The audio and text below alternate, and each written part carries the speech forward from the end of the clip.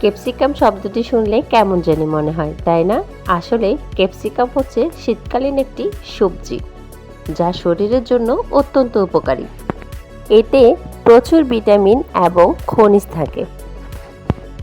ক্যাপসিকামের চাষ যে শুধু জমিতে করতে হয় এমনটা কিন্তু নয়। আপনারা চাইলে আমার মতো করে ছাদেও এই গাছটি লাগাতে পারেন।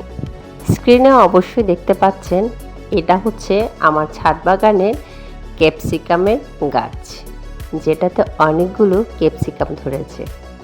দেখে অনেক ভালো লাগতেছে। আসলে এটা খুবই আনন্দের বিষয় যে আমার হাতের লাগানো একটা ক্যাপসিকাম গাছে মাশাআল্লাহ অনেকগুলো ক্যাপসিকাম ধরেছে। গ্রামের এমন অনেক মানুষ আছে যারা ক্যাপসিকাম চিনেই না, কিংবা চিনলেও এটা গ্রামে অ্যাভেলেবেল না বলে হয়তোবা তারা এটাকে তেমন একটা গুরুত্ব সহকারে দেখেই না। আজকে আমার এই ভিডিওটি যারা দেখছেন তাদেরকে আমি সাজেস্ট করব, আপনাদের যদি ছাদে এরকম ফাঁকা জায়গা থাকে অবশ্যই আমার মতো করে ক্যাপসিকাম লাগাতে পারেন। গ্রামের বাড়িতে আশেপাশে যে জায়গাগুলো খালি থাকে সেখানেও আপনারা চাইলে এই গাছটি লাগাতে পারেন।